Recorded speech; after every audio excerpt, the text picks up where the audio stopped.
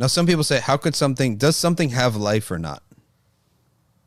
Does he have life or not? So the answer is that there's a gradation of life. We know the Prophet ﷺ held the pebbles in his hand and they heard the tasbih. We know the Prophet talked to a mountain, Uhud. We know that there was a tree that wept because the Prophet ﷺ wasn't on it anymore to give the khutbah, and the Prophet spoke to it and said, you'll be with me in paradise. We know that the Prophet spoke to a camel and a camel complained to the Prophet, and many prophets talk to animals.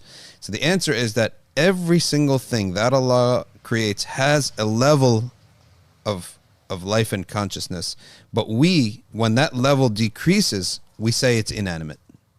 So this mic is inanimate, a rock is inanimate. A tree, we would say, is an inanimate object. So, but we say that the levels are as follows. Human being is at the top level. He has the ability to choose, and he has an intellect, and he moves. Then animal is under the human being because animal does not have intellect, but it can move. And it could make some choices only based on instinct because it doesn't have intellect. And it doesn't have moral choice. There can never be an evil dog or a righteous dog.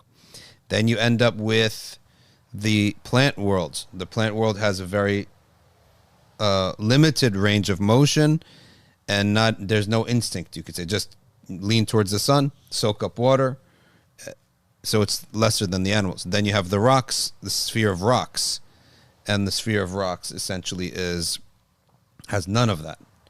So at the very lowest level, there is a level of consciousness that rocks have, that everything has.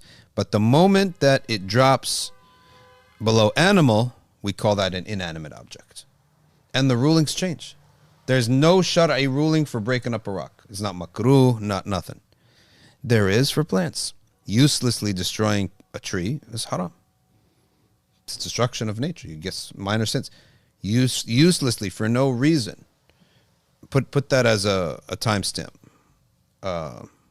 Levels of life, and so minus 2 minutes. Uselessly killing animals. Now, animals we divide too. Animals, that which has flowing blood, because it has it's a higher level of life than that which doesn't. So we would say, in rough terms, animals and insects. So uselessly killing bugs is less of a sin than going around shooting cats. Even our fitra wouldn't accept it. You go around killing cats and stepping on their necks to kill them. Why?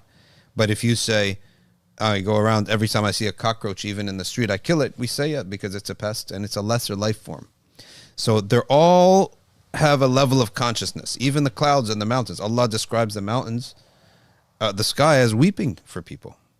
فَمَا بَكَتْ عَلَيْهِمُ السَّمَاء. The sky did not weep for the unrighteous people.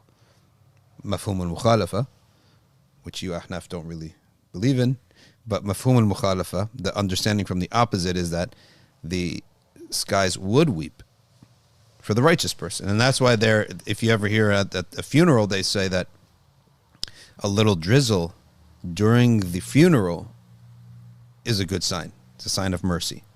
Water is always mercy. Rain is always mercy. The Prophet ﷺ always said dua is accepted in the rain. Rain is a mercy. Mercy is coming down. But specifically because of that ayah, and there are sayings from the Salaf on it, that is the weeping of the sky over the righteous.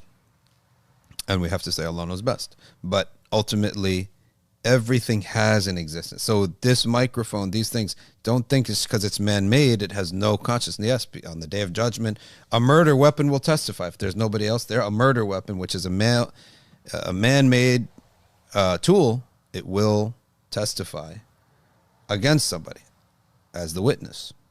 Okay, so everything has, and here he says, Allah Ta'ala granted the earth and the sky and the mountains a modicum of intellect and speech to answer. And they said what they said.